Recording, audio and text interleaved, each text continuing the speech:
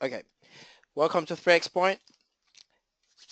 This is Dario Olufumlayo, your instructor for today, and this is going to be the fourth week, the fourth session that we've been going through this journey of learning SQL and coming into the profession of data analytics, business intelligence, database administration. This is the roadmap. Before you get to anything along this line, you have to get through what we've been talking about in the past 4 weeks. So for today, our agenda is very simple. We're actually building upon the things that we've been doing in the past 4 weeks. So we'll be touching a lot of select statements, diving into more of SQL in terms of grouping and filtering. We wouldn't be doing any PowerPoint slides today. Everything we'll be doing will be hands-on, will be technical, and it will be mind-blowing. So my advice to you is you have to be prepared. You have to open up your mind. There'll be some confusing thing along the line. Please don't hesitate to ask questions, because that's the whole essence of this training, this program. It is hands-on. It is meant to get your hands dirty. Okay, do not hesitate to ask questions, because we'll be talking about joins, we'll be doing some demonstrations, and we just want you to get the best of today's session, right? Okay, let's get started.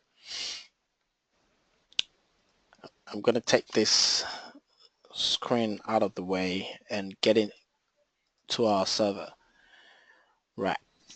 So we have a number of, I prepared this before we started this session, okay? So forget about what you're seeing on it. What we're actually going to be looking at is these comments right here. Forget about the SQL you're seeing here. We're going to write them all the way from the start again. So what we'll be focusing on more is the business requirements that I have highlighted in the comments section. So, all right. So let me open a new query window. Okay. By now, I believe you all have AdventureWorks database on your environment. That's part of the task you had during the week. At this point, I want to believe you understand DDL, you understand DML, you understand writing select statement, basic select statement, at least to retrieve all the data from a table. You understand database normalization. We've given you the training on that. But now I believe you understand how to insert records into the table, how to update, how to do some other, mathematical stuff like to count, to do some little aggregation. Okay, if you are not familiar with these things, today's session might be a little difficult for you. Okay, having said that, we'll still try to simplify things. Right, now I'm just gonna pick it one after the other. Let me copy this across.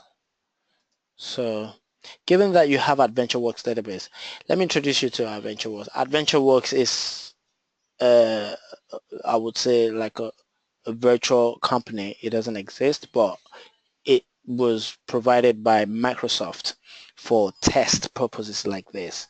You can use AdventureWorks database to do all manner of querying and all manner of testing. You can be rest assured that it's been well normalized. You have the constraints, you have, there's some degree of integrity in this database. You can be sure of that.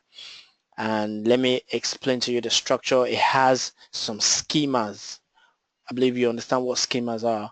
So it has, I think it's about 5 schemas. So there's the human resource schema, there's the person schema, there is the production schema, we have the purchasing schema, and finally we have the sales schema. So if you're looking for anything related to sales, they've arranged it so you have some tables that are in the sales schema. So in the sales schema, for example, we have sales dot country, region, currency. We have sales.credit card. We have sales.currency, sales.customer, and all that. If you're looking for stuff relating to human resource, for example, let's say, for example, you're looking for the departments in the company. Obviously, department has to do with human resource. You can simply just go into the table and select. And as you can see here, this table has an ID column that uniquely identifies the records on the table. And then these are the departments in the company. So they have engineering, tool design, sales, marketing, and the likes. And then each of the departments have their group name and the dates they were modified. So it's a very, very good database to work with. And we're going to be doing a lot of hands-on on using this database today. And today, now I'm going to remind you, today is the last session for your class. Another session is going to start next month. Okay. By the end of today's session, you will know what to expect from the next session, right? So at this stage, you understand some degree of database querying, right? Now, we will be ushering into more of analytics. So I will show you some tools, for example, like Tableau, like SSRS, how you can perform analytics with these tools, given the SQL knowledge that you have had.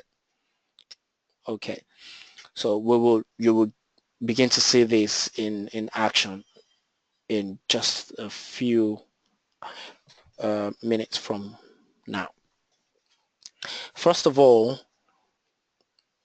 today we'll be building a story around your report. So we'll be doing a number of reports, and we'll just try to make it more of a story, right?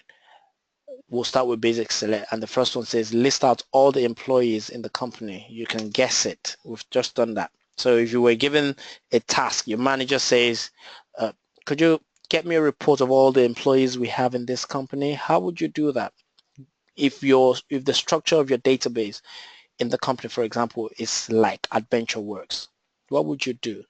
Now, if I were you, I will, let's say, for example, this is the first time you're logging into this server. You have little documentation about the structure or the environment. What would you do? There is some degree of common sense that you have to apply here, some degree of, I would say, being smart that you have to apply here. So it's simple. List out all the employees in the company. Okay, you have a very good schema that's been structured to say human resources. So that alone tells you need to go into human resources section, and the name of the table says employee, which is good. So the first thing you want to do is select everything from that table first. Let's start from there. So select star. You know what star means? Select star from employees. If I hit execute, select star from employees, human resources dot employee. Now we have all this data. Looking at this alone, you can easily tell this is not the kind of data your boss is looking for, right? Because all you have is some ID column, you have national ID number, and this will make more sense to the business. Login ID, obviously they have login they use to access maybe the company website or intranet. Then all this, okay, this might actually be meaningful. Job title, date of birth, yes, marital status, gender, but nothing here tells us the name of this employee. How are we going to know what the name of the employee is? Now we need to know at this point what sort of table resides on this database that keeps the name of everybody. Looking at the person schema, there's a table there called person.person. If you select everything from this table, you have the same ID column there which says business entity ID. And on this table as well, we have the business entity ID. So I can say based on this column, there is a common relationship between those two tables, right? And this table right here has first name, has middle name, has last name, which is part of the data we're looking for.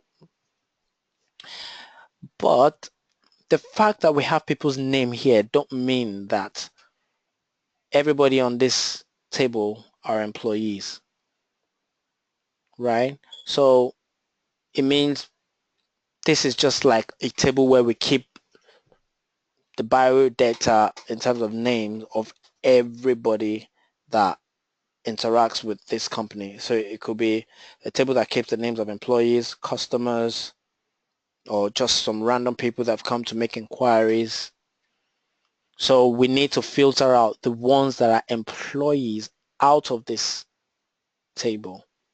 Now there is no column on this table that says something like employee ID or something that we could easily do something like, okay, if we had that kind of column on this table, we could have easily just said where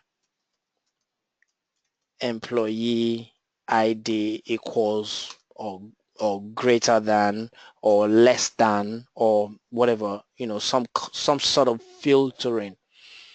But we don't have that here. So we can't do much with this table alone except we join it to another table that holds the employee data. So we have another table that holds the employee data here. So what we have to do is we have to join it with this table that holds data of everybody. And what we're actually interested in is the first name, middle name, and last name, right? So we'll join it to this table. Let's get the name of this table.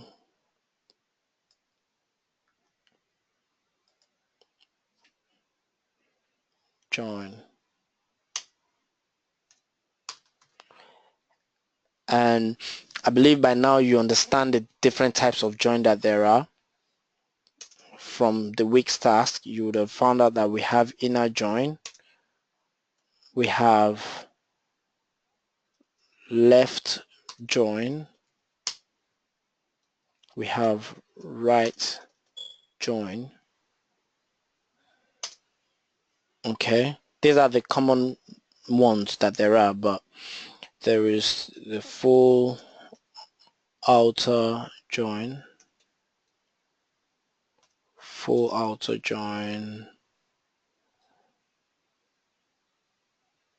Yeah, so let me do a quick demonstration of this join before we go back to our query, just to bring you up to speed to what we mean by join when we say join. Okay, all right, hold on.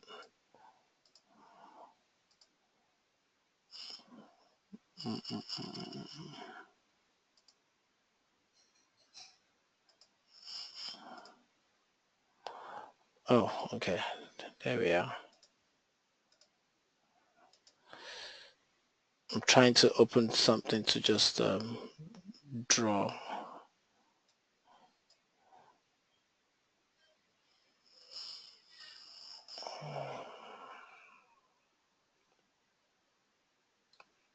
Okay, bear with me. All right, so sorry about that. Clear page. Okay. All right, so I just want to do a quick demonstration on what we mean by join. So if we have two tables,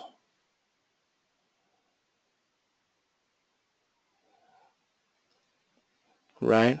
So this can be our person table. This can be our person table.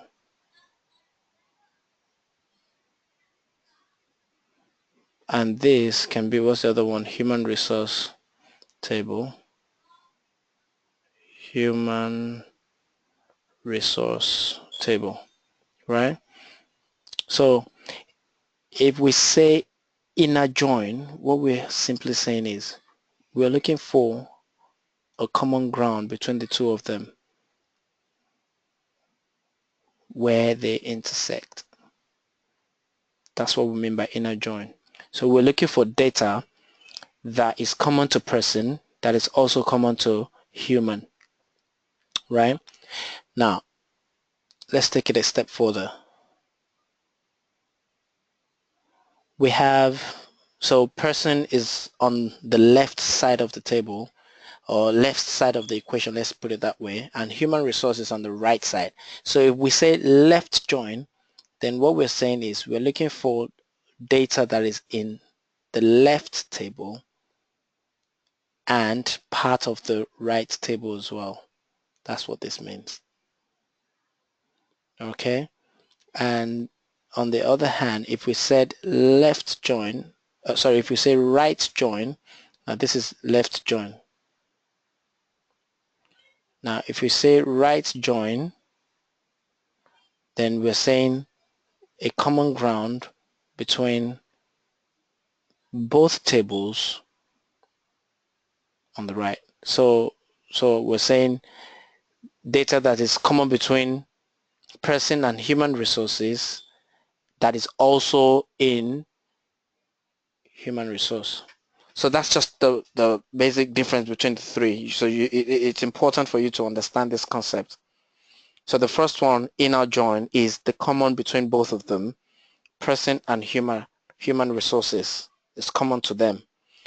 The other one, if we say left join, we're talking about data that is in the left table that is also common with the other table.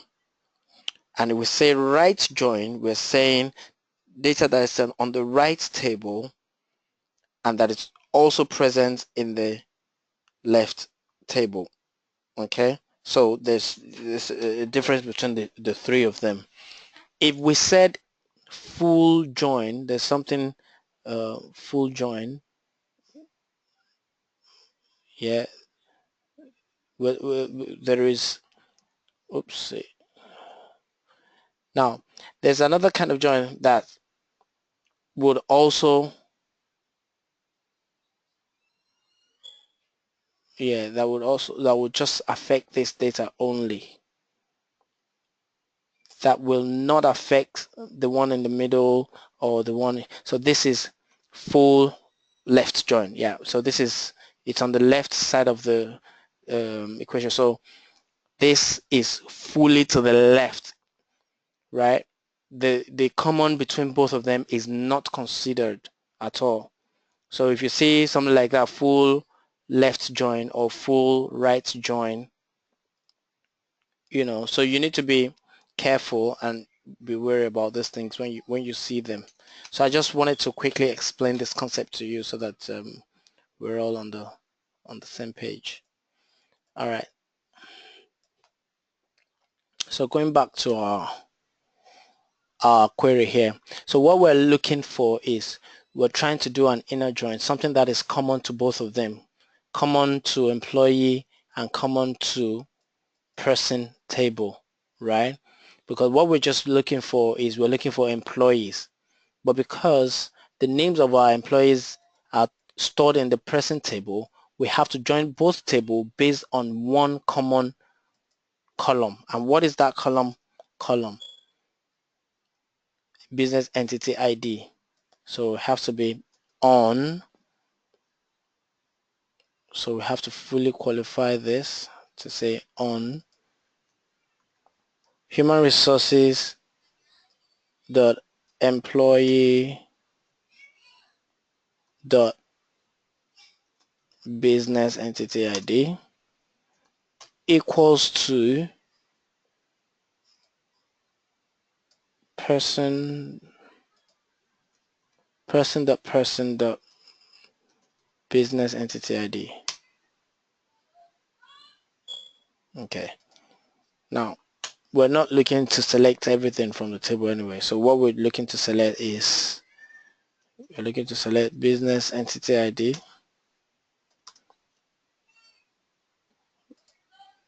We're looking to select first name, middle name, last name.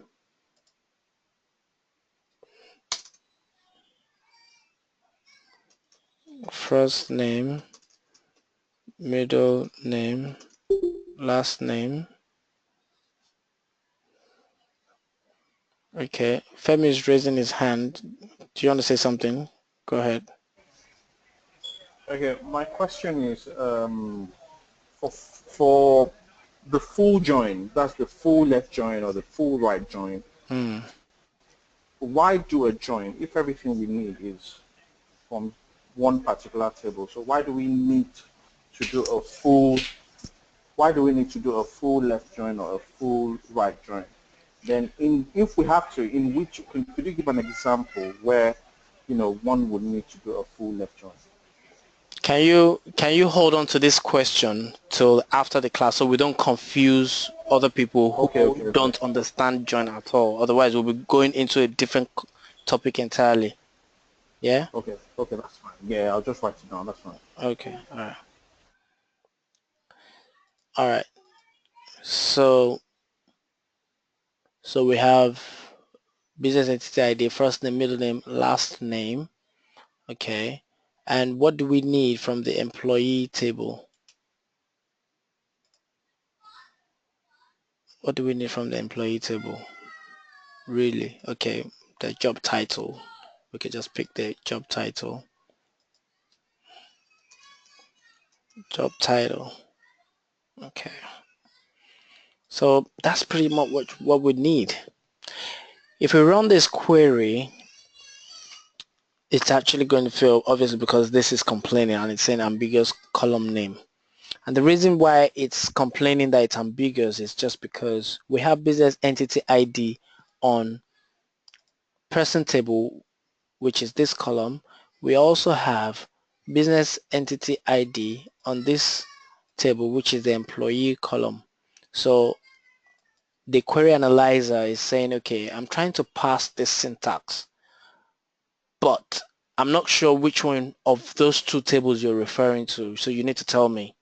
So every time there is a column that is available in both or all of the tables that you're referring to in a statement, you need to specifically tell it which of those tables column are you asking for. So in this case, we can just ask for the employee business entity ID because that's the one we're interested in anyway. So I would say human resources dot business entity ID. So this is what we need. And if we hit execute for this, that's our data. That's what we need. So we have our business entity ID, we have first name, we have middle name, we have last name, and we have job title. So some people don't have middle name, that's fine, but at least we have our data and we have 290 rows. So these are all the people that work in this company. If we look at this table, person to person, how many rows do we have? We have 1,000 rows. That's to tell you that this table holds record for all kinds of people. So within it, there are people who are employees, there are people who are customers, there are people who are other things that are probably not even categorized. So, but what the requirement says is to look for employees in the Adventure Works company, and this is what we have here, right? Okay, so we have satisfied this query. Now let's see if we have something more. Okay, something here is saying we should do a where clause. Okay, before we go into that, let me just take these two out first. While we are still on this table, this requirement says rewrite the query using alias. Okay, so we can make this query look a little less um, daunting because the way it is, it looks like so many things, but we can actually reduce the number of text that we use, and that can be done by using what we call alias. Okay, let's have a look at how to use that. And I believe you know what an alias is used for. If you don't know what it is used for, you'll see it in action now. Right, so now, usually when you want to write a query and you know that you're going to be using a join, you know you're going to be joining tables together, what I tend to do most of the time is at least the first two tables, right? I just write my select and then specify the name of the tables first.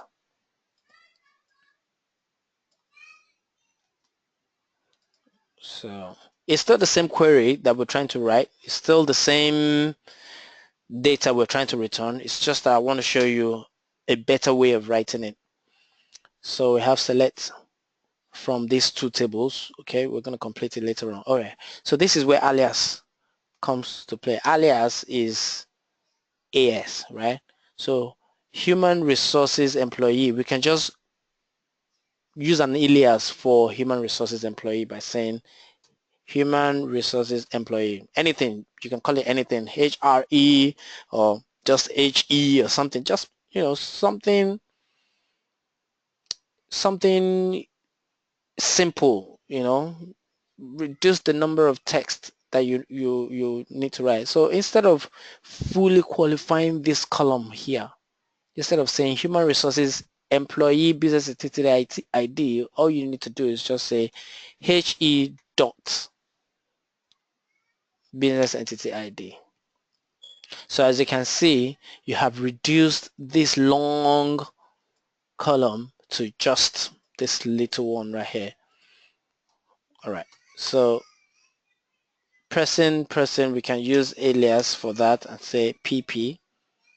Okay, and there's another trick. If you don't use AS, you can just write in front of it without writing AS, it will still understand it. So if I did PP dot, you can see the IntelliSense already identifies the table. I can say first name, PP dot middle name, PP dot last name. Right. Okay. And then I would say on human resources employee business entity ID, which is HE dot business entity ID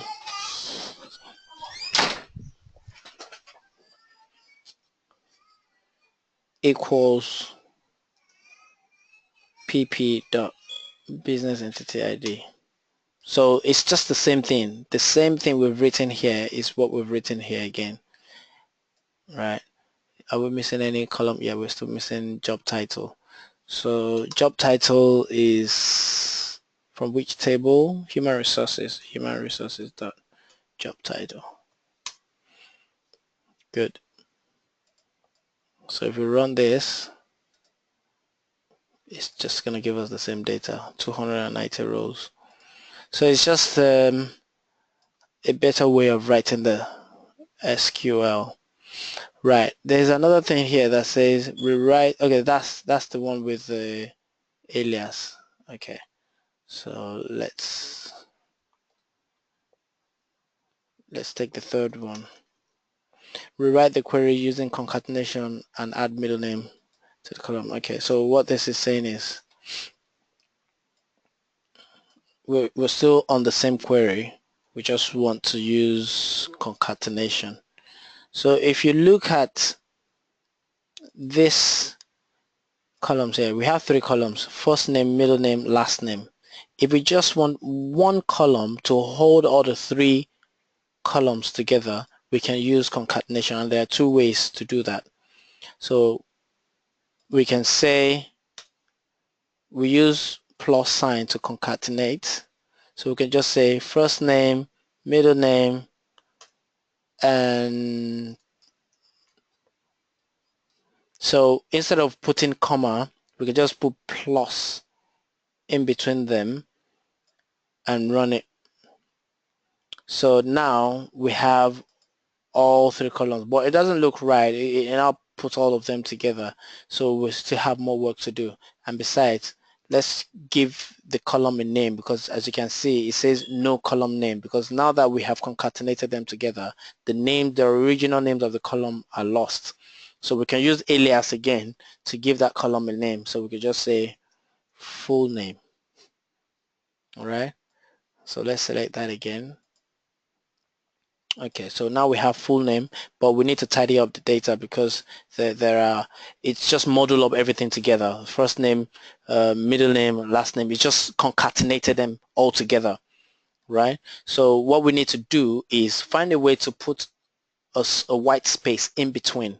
So after first name, we want to have a white space in between. So we can say concatenate space and another concatenation there. Let's see the effects of this before we continue. You can see that now Ken has a space in between. Let me increase the space and so you can see it more. So you can see that there is space in between it. So let's try to put space in between the middle name as well. So concatenation, space, concatenation, and then like that. So if you run this now, you can see, so Ken, J, Sanchez, Terry, Lee, Duffy, Bob. Obviously the space is too much, so we could just reduce it. I just put a lot of space initially so you can see the effects of what we're doing. So we have the full name, Ken J. Sanchez. Now, there are other functions, string functions that we can use to manipulate this data whichever way we want it. Okay, we can move things around, but this is good enough for us. Another way we can concatenate is using a concatenation function, and this function was actually introduced into SQL Server later. I'm not sure which one it is, but it was probably introduced in 2005 version. So meaning the versions that it was not present, it will not work, but this plus symbol will work for it. So to use that, we don't need to use plus anymore. We could just remove all this plus, right? What did we have before? We had comma and we had comma. Okay. So in this case, we can just say concat and put them in a bracket, and that's it. So if we did this, you can see that we now have our concatenation back again, but we need space in between them, right? So we can still say space and comma, and we can say space then comma again.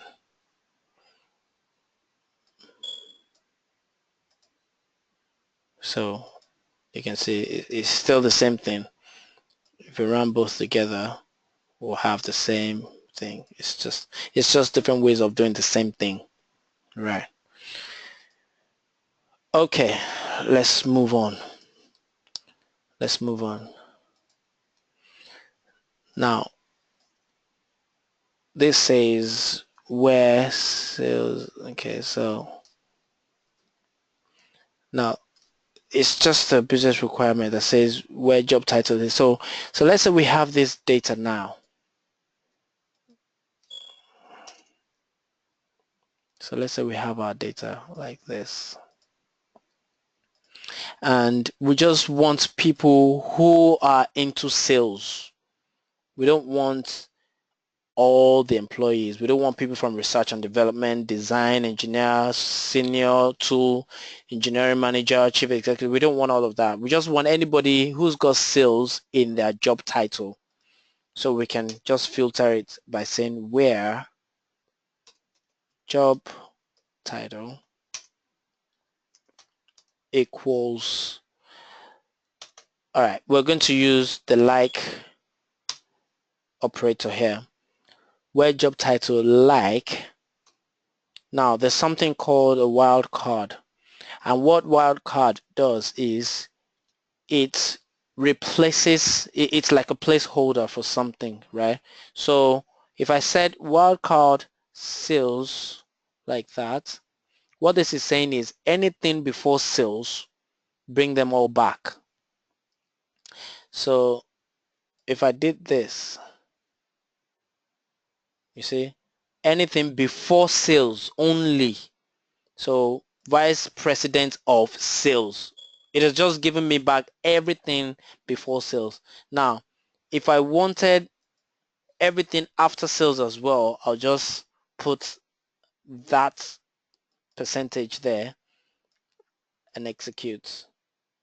You can see, so now we have sales representative, North America sales manager, sales representative, Pacific sales manager. So with this Pacific sales manager, it's giving me something before sales and after sales. So that's what the wildcard does for us there.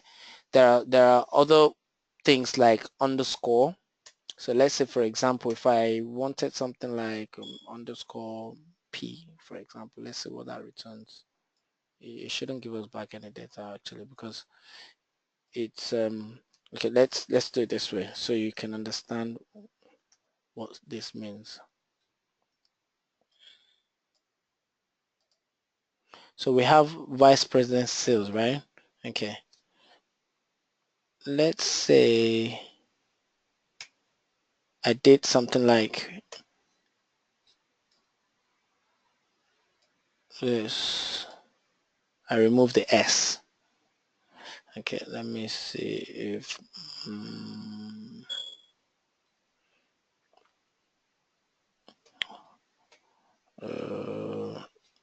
okay, I'm trying to look for a very good example to demonstrate the underscore.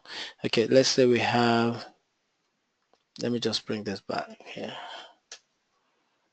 Senior tool designer, right? Okay, so we have two of them, senior tool designer. So let's say, for example, I just know that there's, I'm not sure if it's senior or senorita or something. I just know there is sin something. Okay, and I did underscore underscore underscore. So the 3 underscore represents IOR, 3 letters. So underscore is just going to represent a letter. So 1 underscore represents 1 letter, right? And I don't know what the remaining is, so I could just say percent. So in this case, let's bring back all the data first. And then I did something like this. You see? So it's even giving me 3 data now. So SEN, I know that, but I don't know the last 3 letters. So I just put, 3 underscores, and then percent is every other thing that comes after, right? So before we had senior tool designer, now we have senior designer, design engineer, because the percent is just bring by everything. So that's how to use the like operator. You use it with all these fanciful wild cards, right? So in our case, what the business actually wants us to do is just look for anything with sales. Yeah. So we'll bring back all the sales guys, bringing in all the money into the company. All right, so we have all the sales people there. Now this says filter the data to look for employees who have sales in their job. Yeah, so that's just what we've done in their job title.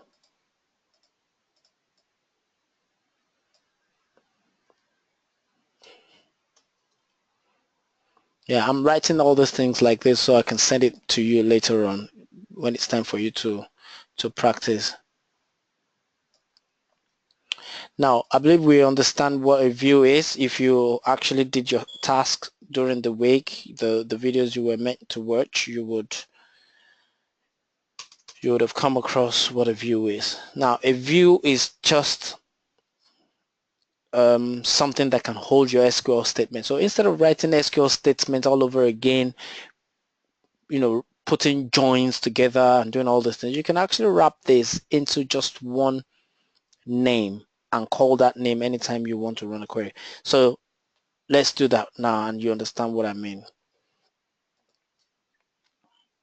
So the syntax is create view as, and then you put the SQL statement. That's it. You put the name of the view, create view, let's name it view emp details. Yeah, emp details. Let's call it view emp details, employee details. Oh no, because it's got sales data. So let's say sales emp details.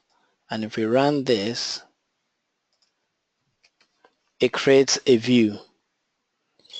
Now let's see where we can find our views. Sales emp details. So now, instead of you writing all this SQL query again, you can just simply say select star from the view.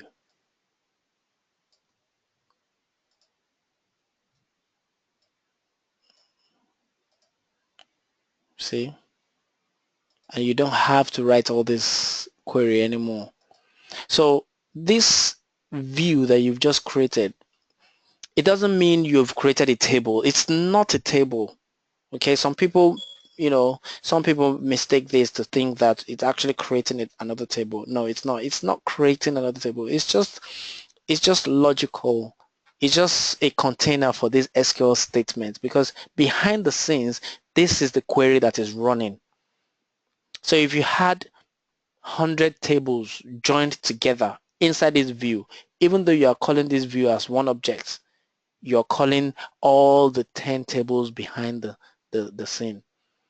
So all the 100 tables behind the scene. So that's just what you're doing. But this view gives us a lot of things in terms of security. So let's say, for example, the underlying tables obviously have more than 3 columns. I mean, looking at the full name alone, we know that it was 3 columns that we made into one. But let's say, for example, the underlying table had columns that are sensitive, like credit card columns that keeps sensitive data, people's date of birth, or certain things that you don't want just anybody to know or to see. But then you want you want them to see some other data on the table. So you can easily just create a view and give them the name of the view and put some other security measures in it such that they won't be able to see the underlying tables, the sensitive columns from the underlying tables. So view is very powerful and it does a lot of things for us, right? So it's just important for you. You can read up more on views later on, but for this session, it's what I've demonstrated to you now is enough for you to just go by, onto more advanced stuff. Okay, now we're going to go into the other part of this session for today. This is actually going to take some of our time. So before I move on to the next one, I just want us to ask questions at this stage. Do we have any questions? Is there anything you want to say? Anybody?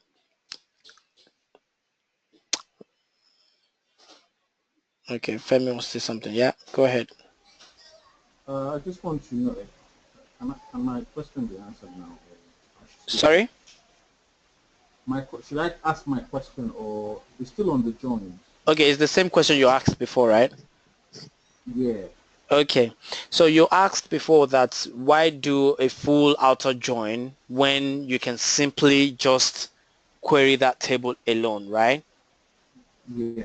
Okay, now this number 4 that we're going to go into will actually answer some of that for you. But before then, let me just say something to you that, do you know that sometimes you're making joins to tables not because you want data from that table, but because you want that table to lead you to a target table,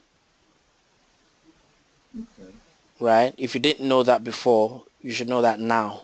And we're actually going to see that in this next demo, because the table you're joining to, you don't actually need any data from it. But you can't get the data that you need unless you join to that table. All right. So, but I won't dwell too much on that because I'm going to demonstrate that to you right now. On the other Also, hand, before you go, yeah. um, self-join, self-join. Could you just, Mhm. explain a bit, how it works when you say self-join? Mm. You want to know how it works?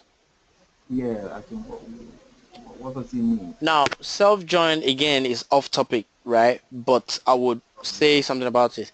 Now, self-join is like saying you are splitting one table into two, right? And then you are logically saying, okay, this table, I'm going to put one on the left side, I'm going to put one on the right side. It's still the same table, but you want to join to this table so that you can query it itself to perform some kind of processing, right?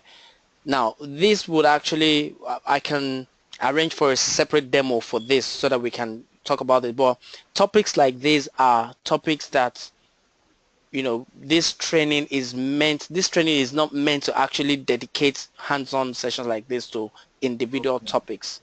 So these are things that we expect you to understand during the week from the videos that we've given you, from the assignments that we've given you. All right, so that on a hands-on session like this, we will just treat business cases. So if you had this kind of question before, you could have sent it before today's session, and then we can demonstrate a business requirement around that. You understand me? So what you can do is after the session, you can send an email, and then next session we can actually come up with a business requirement that deals with self-join that would demonstrate what you're actually after, because most of these topics is not enough to explain them in words. It's better to explain them given a problem. So there are problems that self-join satisfies. So we can show you and say, okay, a business wants this. How do we achieve it? It can be best achieved by using self-join. Then we demonstrate it to you. Okay, but if I start to talk about self-join or start to do a demonstration or explanation on self-join, it will eat into our time and it will take us, away from the target for today's session, right? But just for now, understand that self-join is not joining to another table. It's just like splitting the same table into two and then joining it into itself to solve a particular problem or to achieve a particular goal. Does that make sense? Yeah. But if you still need more demonstration on this, then I'll recommend you send an email afterwards so that we can demonstrate the business requirement around this in our next session. Yeah. Okay. Does anybody else want to say something? No. All right. So I'll just move on. Okay.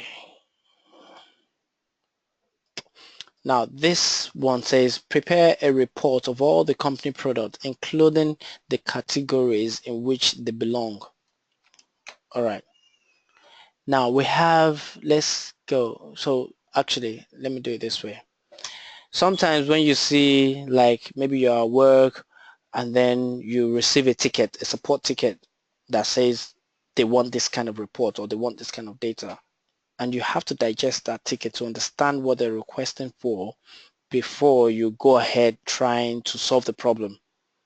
Okay, your first approach to request should not be to solve the problem.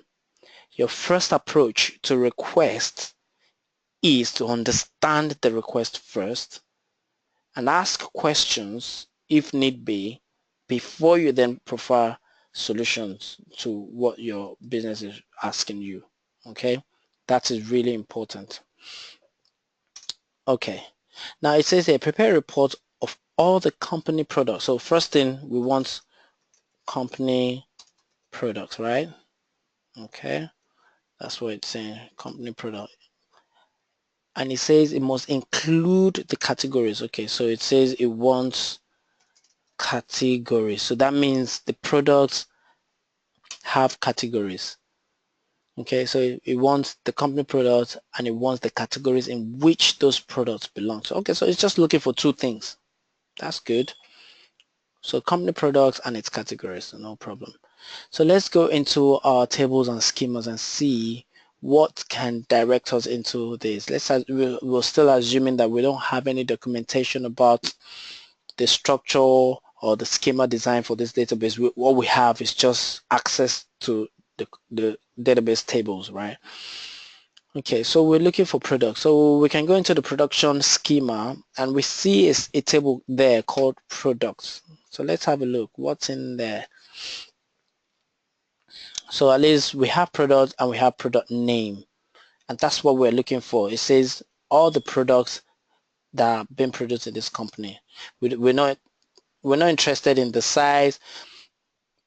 We're not interested in the measure, day of manufacture, product line, all these things. We're not interested in them. What we are interested in is the product's ID and product name. So let's just put that aside and say select products. Okay, let's use that system. From what table?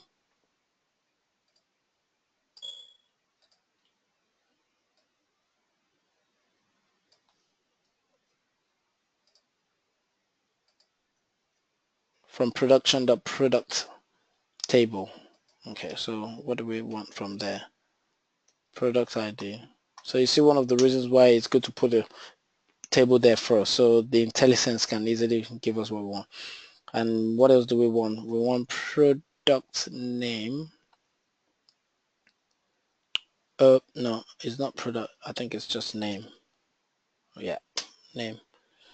So this actually satisfies the first request, company products.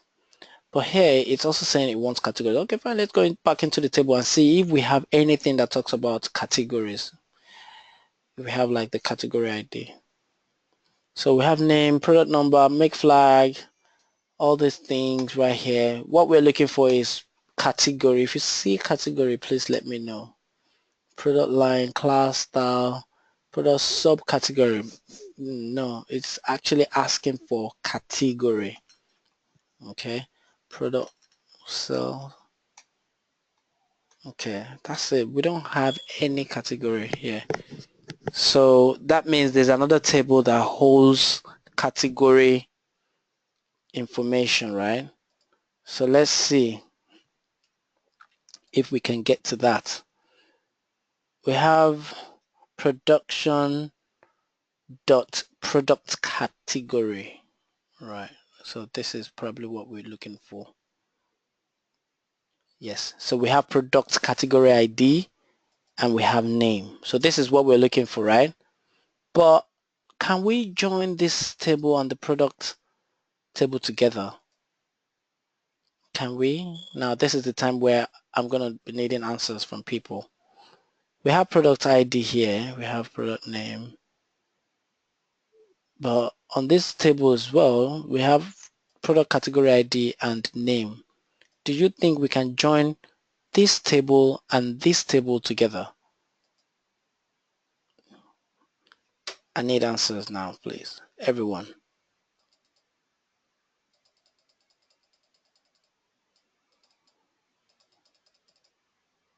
I'm waiting.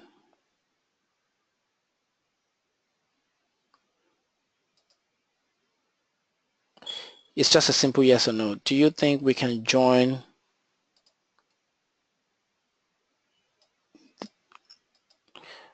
Ahmed says no. Why? Why? Shola, Damilola, Femi, Lolade. Damilola says yes. Okay. Ahmed says no. Right, I'm going to unmute both of you. I want Damilola to talk first. Why she thinks we can join them. Okay, Damla, you're muted. Tell us why you think we can join the two tables together. Hello, Damlola. Are you talking? We can't hear you.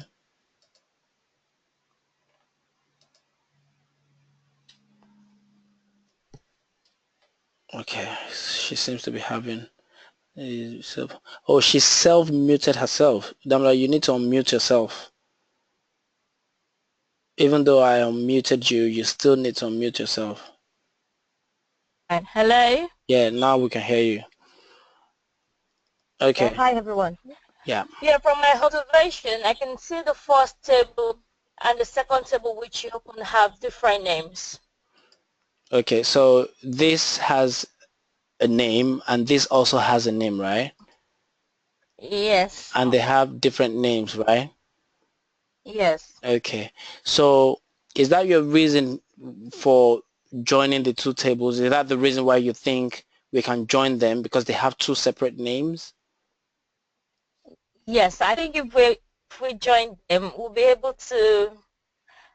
Well, I'm not sure the answer is right, but that's just what I think really. That joining them, we should know what we need and what because they have two different. We need to be sure the names we have on the table or the second one is actually what we need. Okay, right. Okay, so I'm gonna write that down. Bear me 1 second. Right, so Damilola says we can join them together because they have separate names, right? Okay, so that's Damla. Damla, thank you very much. Right. Shola also says we can join them together. I'm gonna have Shola to talk now. Shola, you need to start talking now. He says we can join them together. Can you tell me why, or tell everyone here why we can join them together? Yeah, hello everyone. Yeah, I think we can join them together because they're two separate columns, and then there's no primary key. If one of them had like a primary key or constraint on them, then we won't be able to join them together. But my screen is really tiny. I can hardly see, but I'm just trying to strain my eyes to see. I think it's name. The other one is the second one is name, and the first one is what? So we have product Well, category, ID, and name for the yeah, product category product. table. And we also have product Yeah, ID and name for the product table. yeah, but in this case, we're referring to the product ID and name, right? Yes, product Yeah, ID yeah, and we name is what we need from and this name. table. And Yeah, from this yeah, table yeah, as yeah, well, what we need is the product category ID and name. yeah. We can join them together. We Okay, can join them together. Yeah, okay, we can join them together. Okay, but yeah, you haven't given us the reason why we can join them together though. The main yeah. I reason. said because. Hello. Yes, the reason, please. I said because there's nothing literally telling us not to join them together. Maybe like Okay, there's a okay, because there is no constraint on constraints. You them. believe there's no. Yes. Oh, okay. So Yeah. you should. Okay, but hang on a minute. You don't have a proof that there's no constraint on them because there is a constraint on them. Look at the primary key Oh, on the yeah. product. I'm just saying that. Yeah. So you. Oh, I right. mean, even if you were Okay. right that we can join them, right? Okay. It's the other one, product table. Yeah, even if you were right that we can join them, it's not because there are no constraints. There are constraints on them. Okay. Okay. I So didn't see that. okay. So, but are you still standing on the fact that we can join them, right? Yeah, yeah, yeah, Okay. yeah. We can From join them. what I'm saying, Okay. yeah, I think we can join them. All Yeah. right. Thanks. I'm gonna write that down now. There's a Uh, reason why I'm writing this down because I want it to be visible to everyone. All right. So he thinks we can join them because they have no constraints, right? Okay, even though he's now saying that they have constraints. All right. Now Ahmed said Femi said we can join them because there is a relationship. Okay, Femi, I'm gonna unmute you now to talk. He said we can join them because there is a relationship. Go ahead, Femi.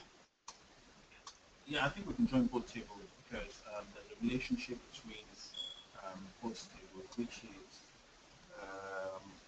I don't know from the last thing we were explaining to Sharon. So we need to go to see that there's the primary key using the foreign key on another table. So based on that, we can join both tables.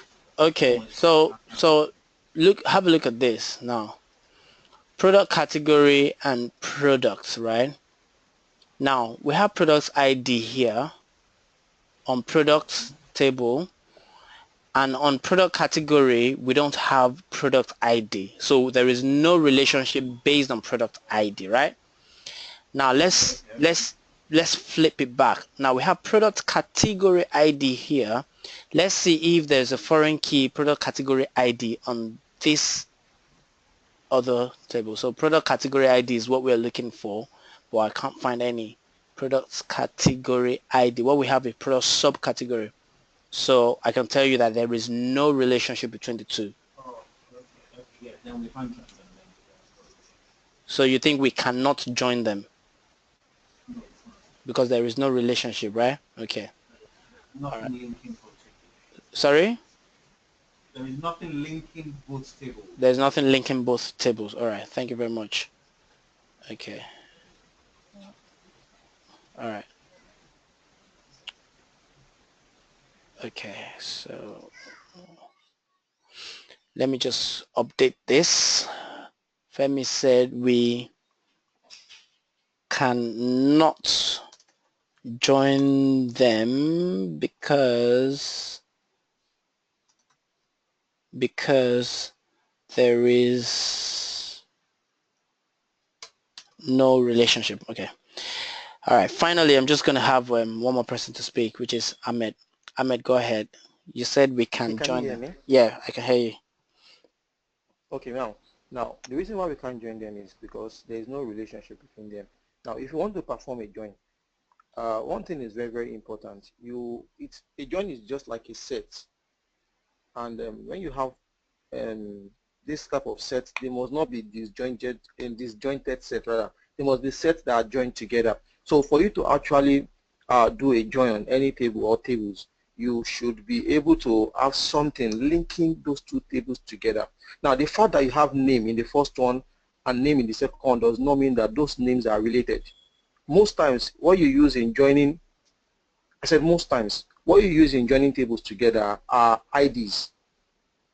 And it does not matter the name. I might be having something like address name here, sorry, address ID here, and location ID there. It does not matter what the names are. But as far as it's the same thing, or they are referencing each other, then you can use it. So in this case, there is nothing referencing, there is nothing bringing the tables together. There's no form of relationship existing between them. So because of that, you can't join the tables together. All right. Thank you very much, Ahmed. So we all heard that, right? So I'm going to say that Damilola says we can join them because they have separate names. Now, Damilola, we cannot join the two tables together based on names. Just like Ahmed just said, we can only join tables together based on ID columns. The first thing you want to know about joins is that you can join tables together based on ID columns, relationships. Okay, and that's why we've been talking about relationships right from the day we started this course. We've been talking about how important relationships are. Okay, so you need to ascertain that there is a kind of relationship between the two tables. Now, don't get confused at this. Even though there is no explicit primary or foreign key defined, you can still join tables as long as they have the same ID columns. So for example, as we have product ID here, Had it been we have product ID on this table as well, right? We can join them.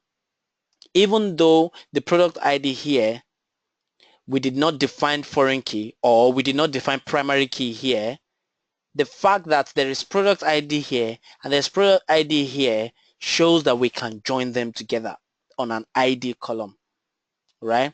Now, if you think about it, name, we have name here, we have name here.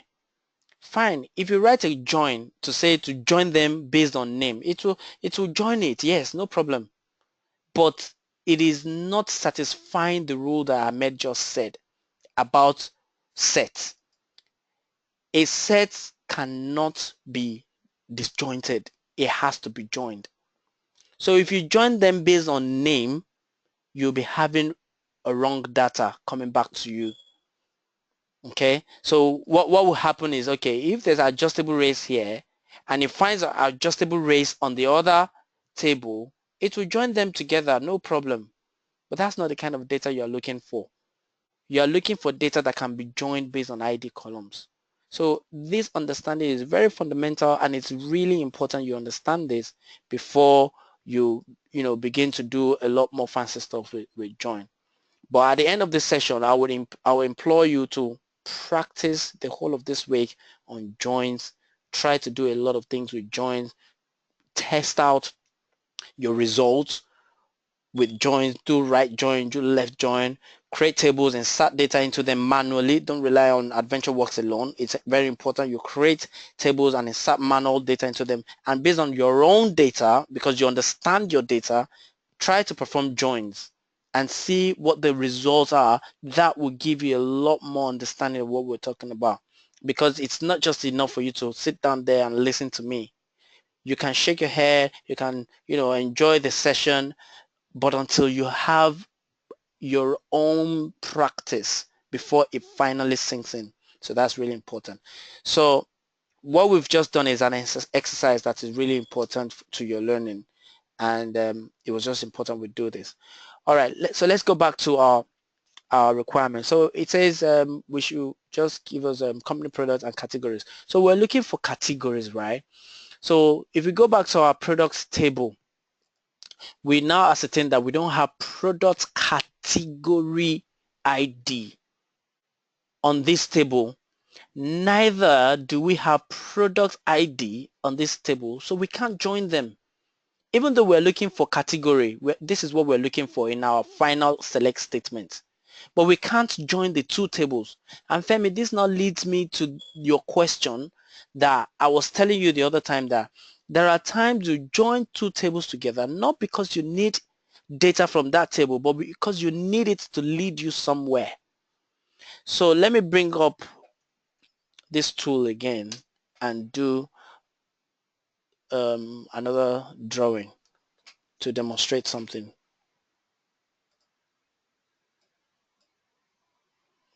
Come on, open up.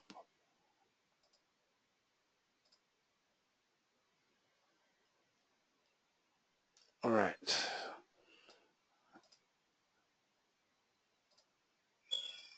So now we have, where are you? Okay, there you are. So we have a table here.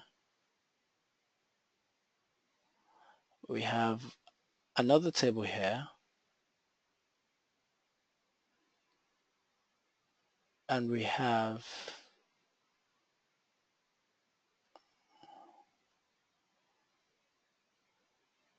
another table here. Now this is our product table, and this is our category table. We want to go from here. Oh, come on. We want to go from here to here. But because there is nothing linking them together, we can't go from here straight to here. Okay, let's have a look at this.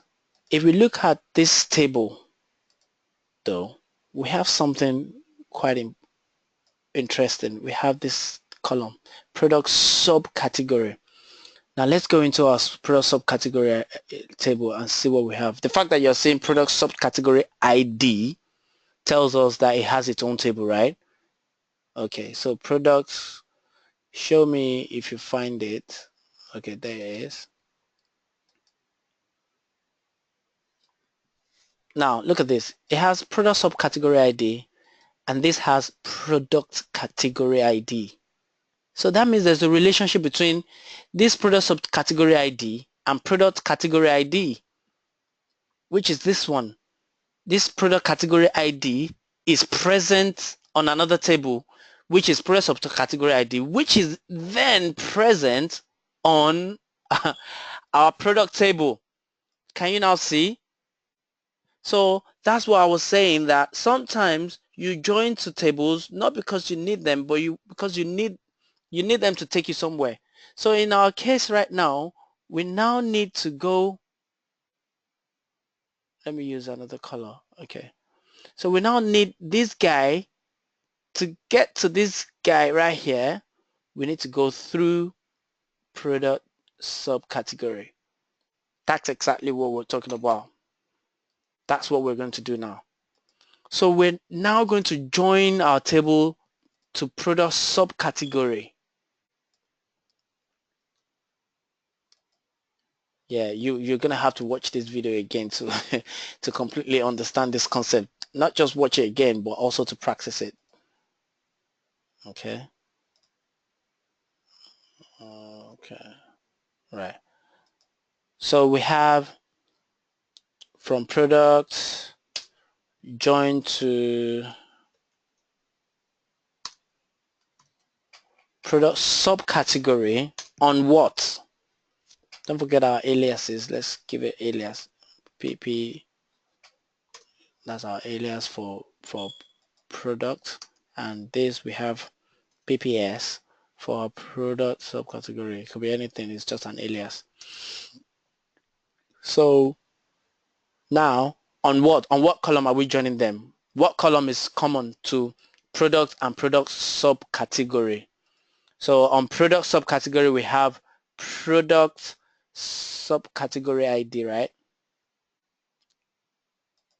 And on, no, we don't need employee anymore. I think I closed it. Where is it? Where is it? Where is it? Where is it? Okay, yeah. Yes. And on our products, we have product subcategory ID. Yes. So let's join them on that column because it's common to both of them. Where is it? I'm trying to copy it. I'm quite lazy. Okay, I'm just gonna copy it from here. Product subcategory ID.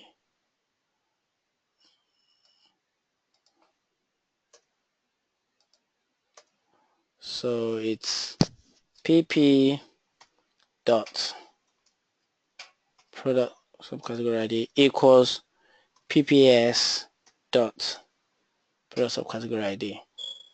See? So now we have relationship between these two tables, but we don't need anything about product subcategory ID. We just join into it so it can lead us to our category table. So now we're going to join it again to our category ID, which is our main man, the guy we're targeting. So now we're going to join it to this table, right, which is PC product category on what? What is common between product category and product subcategory? It is the product category ID. So PPS dot product category ID equals PC dot product category ID. You see, that's what we want. And what do we need? We need the name of the product, which is PP. Yeah, PP name. And what is PP? PP is product. So we need the product name, and we also need the category name. And what is the category table? PC. PC dot what? So now you can see that the intelligence can actually retrieve the columns from that table, because now there is a relationship with a table through a product subcategory table, which we don't actually need anything from. Now we have our data. So we have these products. Okay, now we need to change, give this an alias, say product name. So our columns here become more meaningful because we also have a name there. And we have product category name. That's it.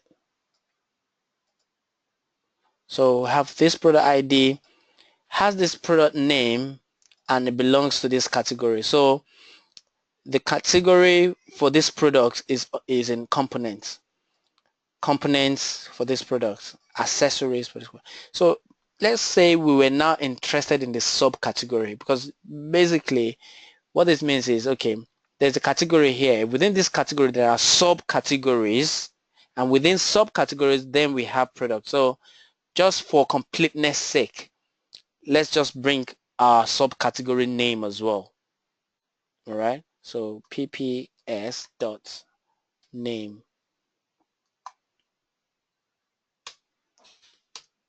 products subcategory name.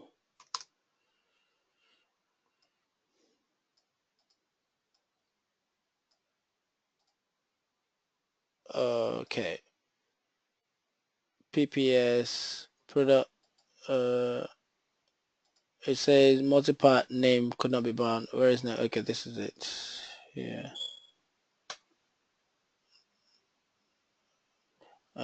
I messed up something. Product categories. This is PC dot.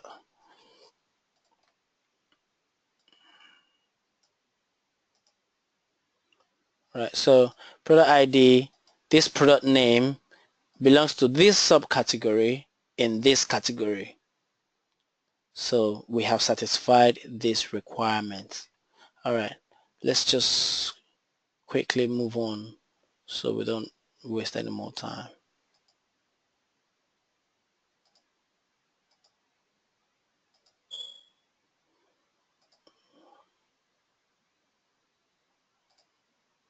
Right, okay. So the final one says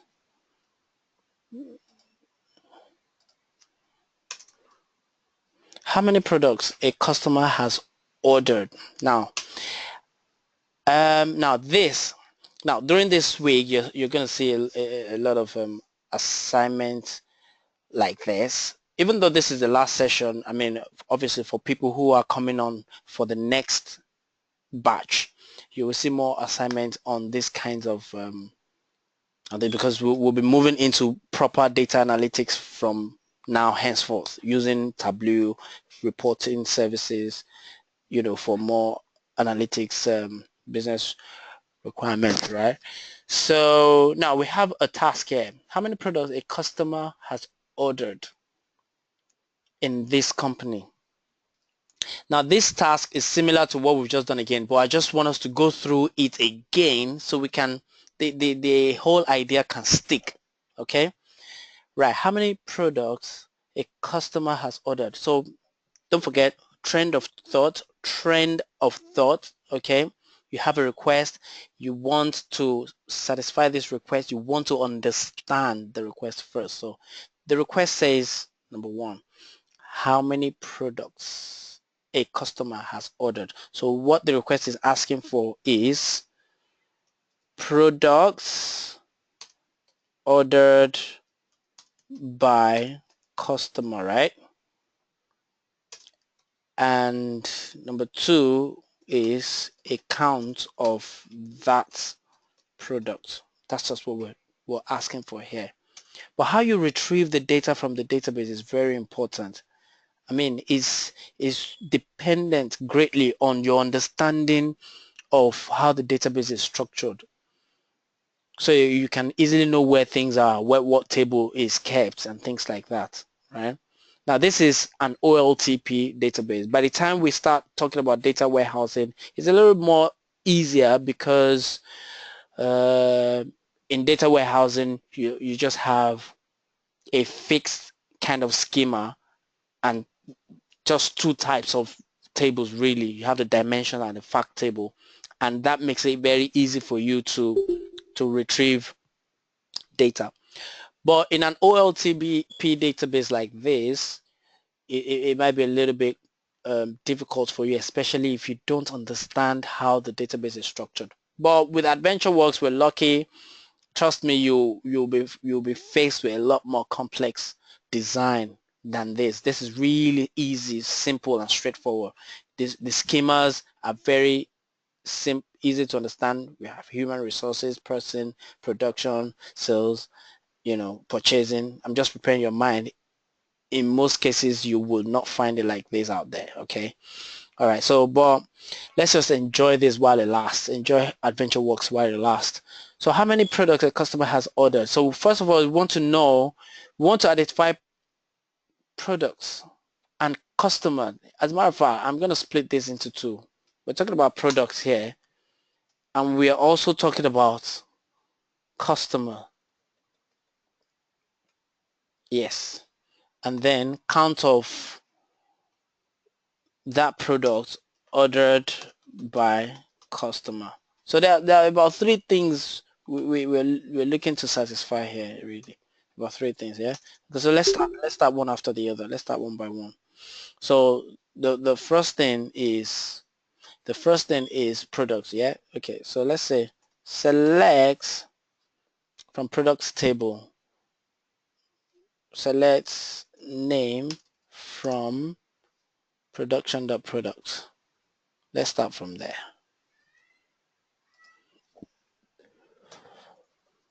Actually, don't forget what I said before.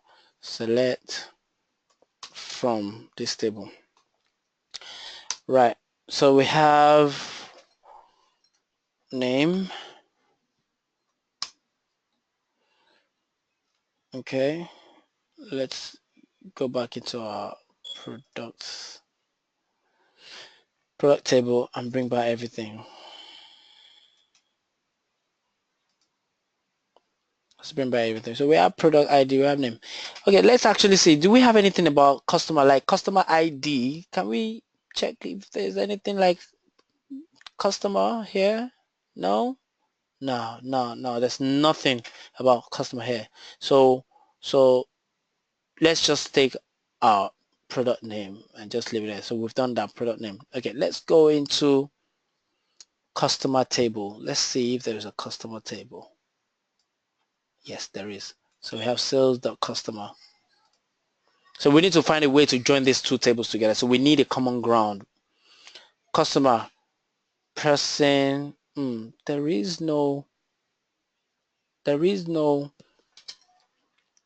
product ID on this column, on this table as well. So that puts us in a situation, right? So we can't directly join these tables together, just like we had from the other task. We can't join product and customer table together. So we need a common ground. We need something to lead us to where we can join them together. Okay, we can take our clue from each of the tables actually.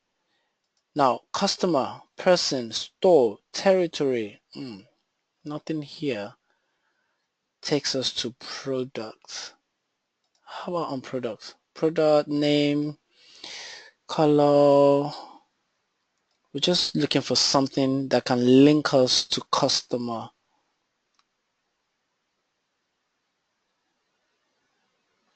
Okay. For me, I can't find anything here that can link us to customer. Right? I can't. So what I will be inclined to do is try to see if there is any table that has both columns together, or at least one of them. So let's have a look at sales order detail. Right, we have sales order detail. We have sales order ID, order detail ID. This has product ID, okay, but it has product ID. It doesn't have anything customer. There's another table here for sales order header. Let's see if this will give us something. Okay. Okay. We have sales order ID here. We also have customer ID here. Do we have anything about products? No, we don't have any. Okay, we don't have anything. Okay, so at least we have two tables now. One has customer ID and the other one has product ID.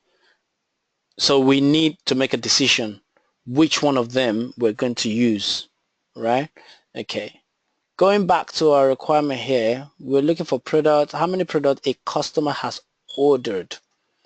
So now, there are certain times that you don't just rely on understanding the tables again. You need to look at the request again and say, okay, how many product a customer has ordered? That means order. That means there has to be an order by a customer. So it makes sense that sales order table is going to lead us there because this table stores information about orders, right?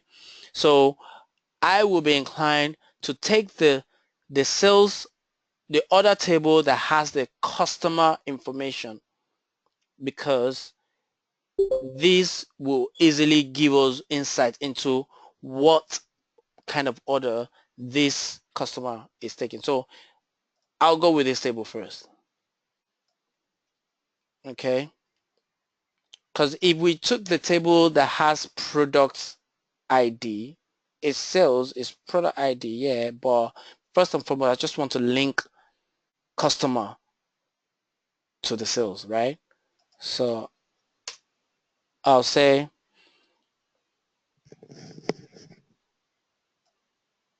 okay, so let me say, let me take it from the product, from the customer table. Because we're still going to use all the tables anyway, so, but we have sales customer. So I'll say, okay, let me take the details about the customer first. Let me get the customer details out.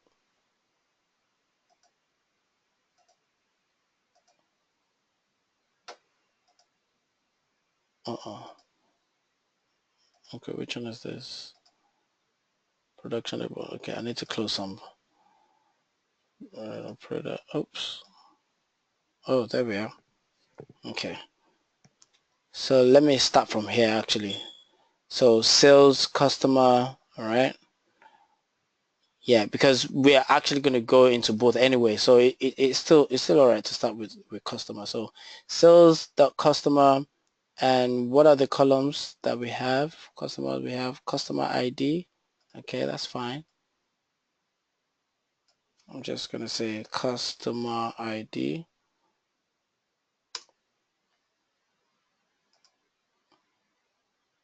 So that's customer ID. Okay, so we have this other table that has customer ID as well, so I'll just join it to this table first.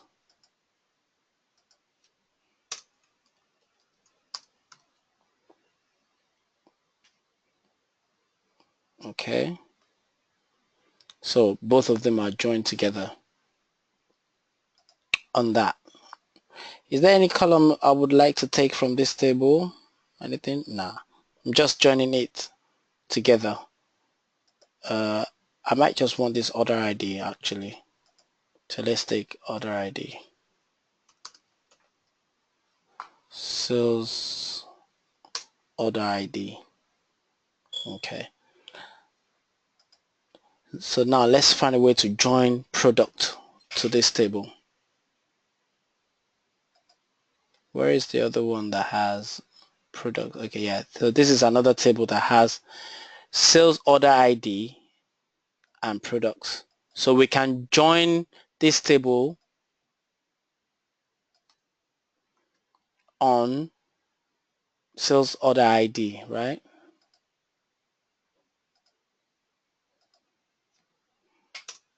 Oh, actually, we haven't actually finished this query here on customer ID. Let's give them aliases. SC, and this is SO, right? SC dot customer ID equals SO dot customer ID. Okay, then we join again to sales order detail. And why are we joining to sales order detail? Because sales order detail will satisfy this product. Okay, so on sales order detail, SOD, sales order detail. So what do we have on sales order detail that we will have, that we're going to join with sales order detail?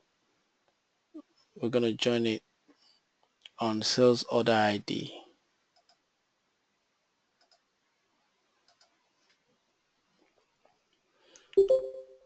SOD dot sales order ID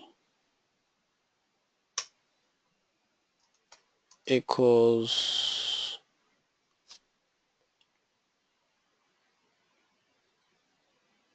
joining sales order ID and which table?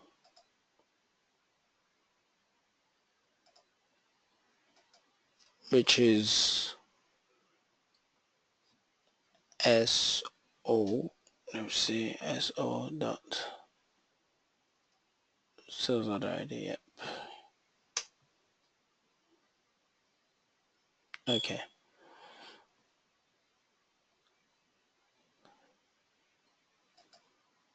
So let's see.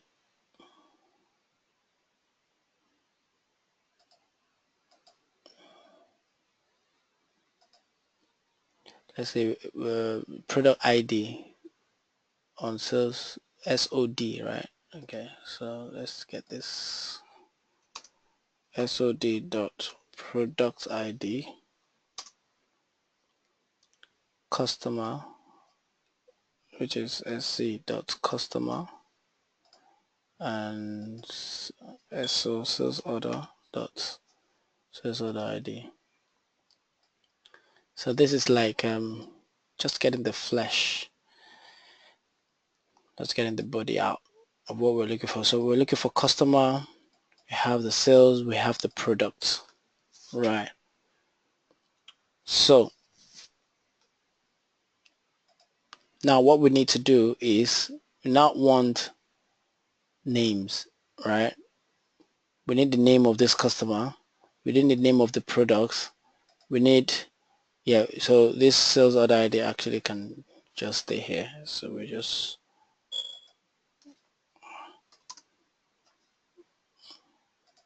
yeah, okay. Okay, so now that we have this data, at least we know that this sale was made by this, or we had this order that was made by this customer, and this is what he bought. There was another order made by this customer, and this is what he bought. He bought the same product. Another order by this other customer, this is what he bought. So we can now start getting some more information out, like, okay, if we need to get the name of this customer, we need to join it to the person table again that holds names of everybody, and then get the name of the customer out. If we need to get the name of this product, we just need to join it to the products table and get the name of the product, right? But for this request, I'm not going to do this because of time right now. I'm just going to leave you to go home and work on this and try to get the data out. But to conclude this particular query, I need to count how many products that a particular customer ordered, right? So to do that, I could just say, use the count function and say count product, which is SOD the product, yeah, SOD dot product ID as products count, right? And if we do counts like that, we have to group them. Group by, when you do group by like this, you have to use all the columns that are within the statement.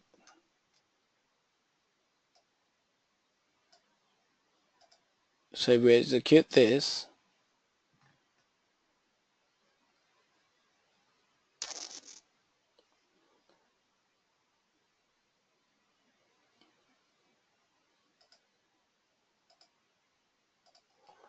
okay, this is taking a while to run. Let me bring back this. Hold on a second. Let me bring back the query I actually wrote before, and let's see if it's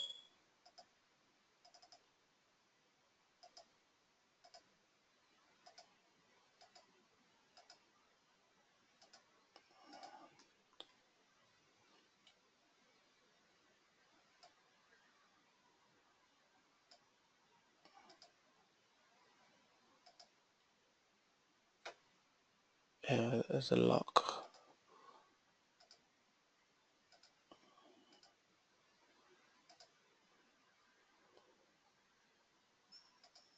Okay, for some reason there's some things.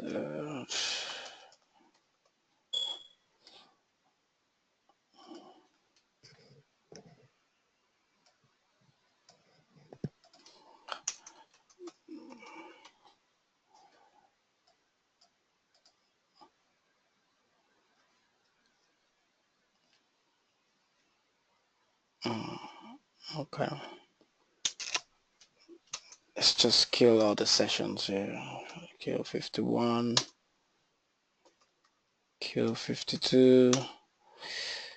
Ignore all this. Just trying to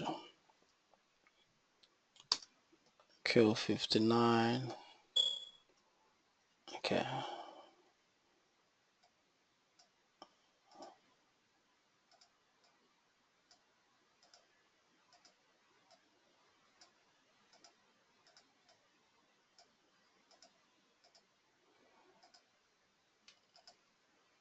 Okay.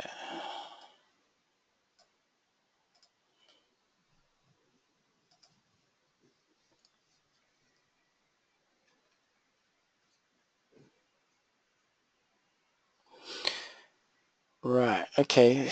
Query is actually taking a long time. I've run it today before, and it came back really fast. For some reason, it's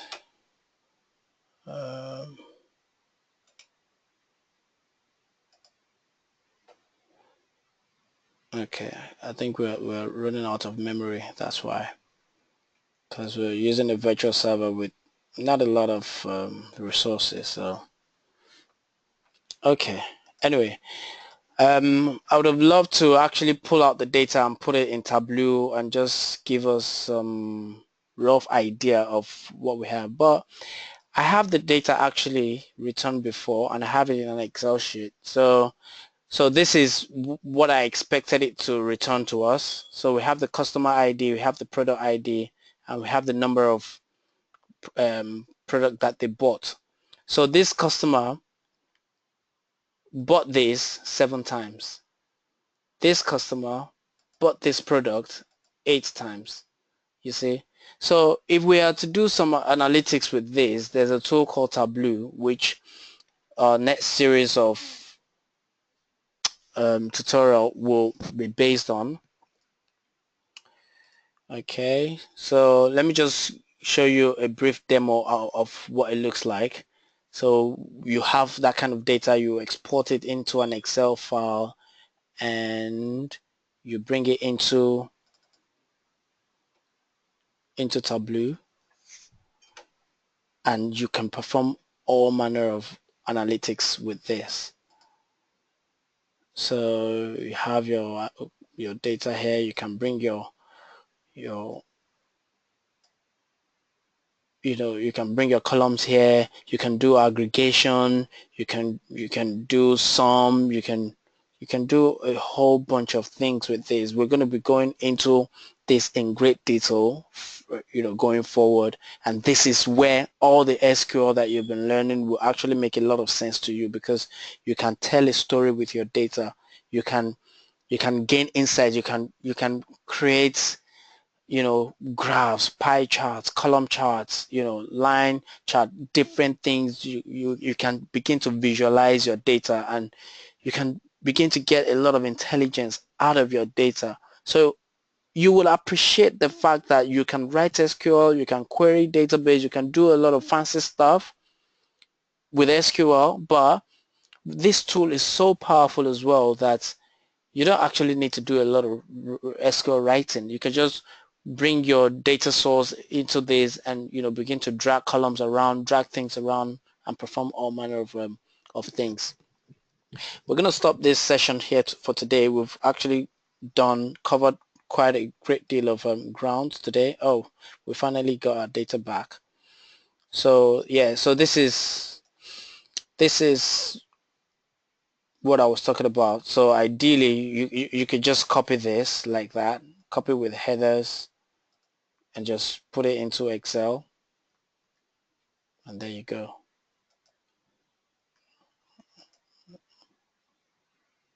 See.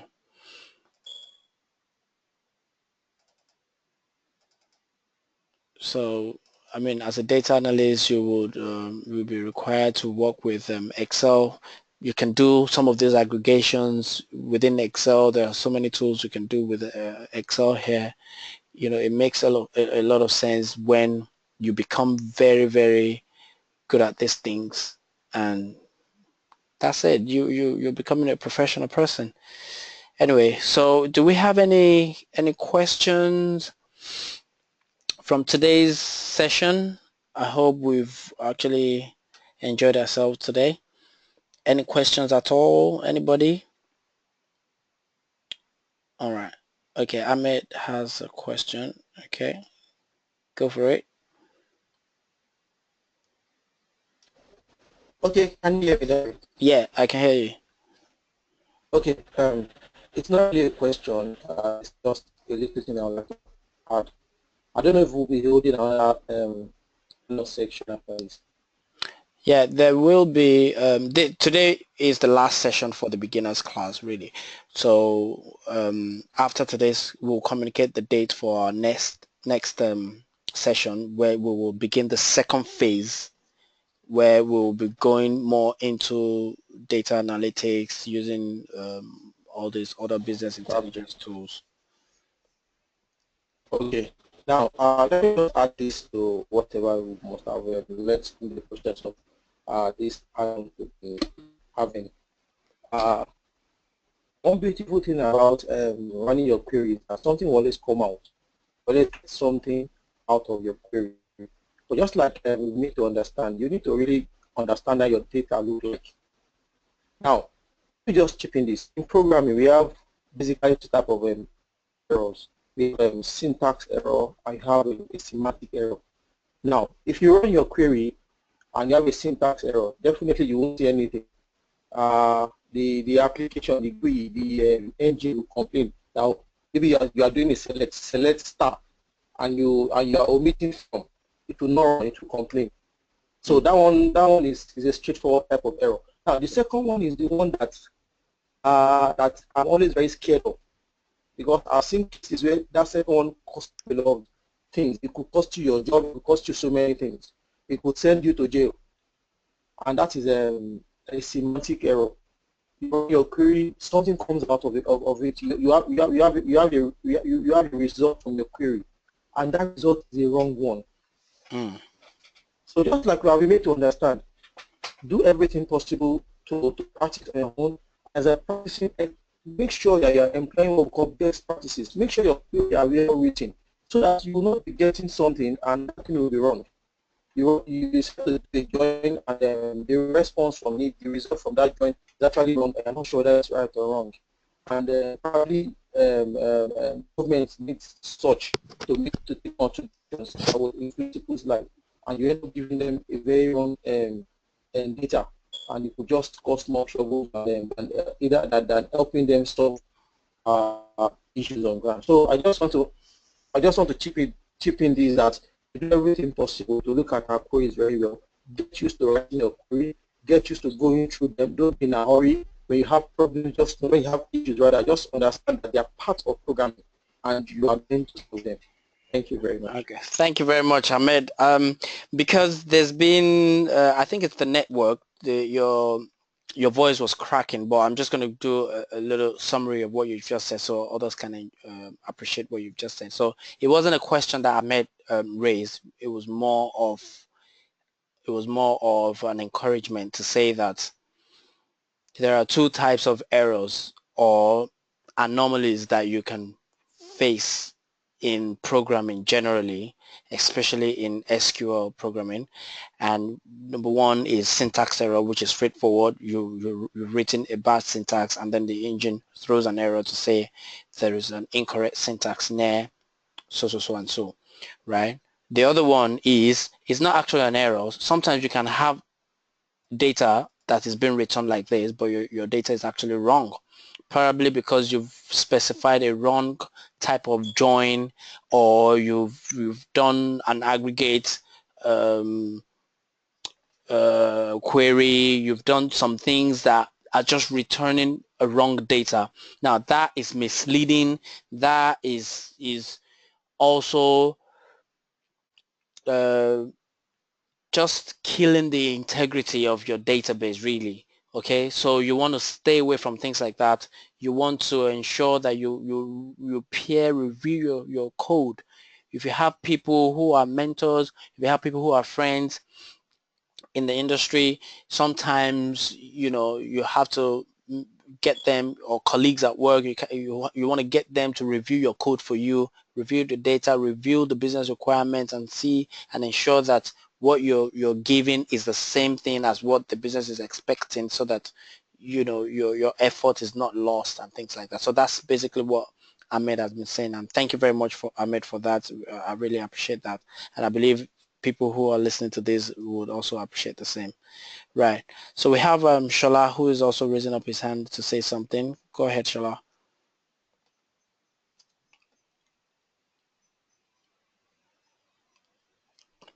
Hello. Now, Shola, you have muted yourself.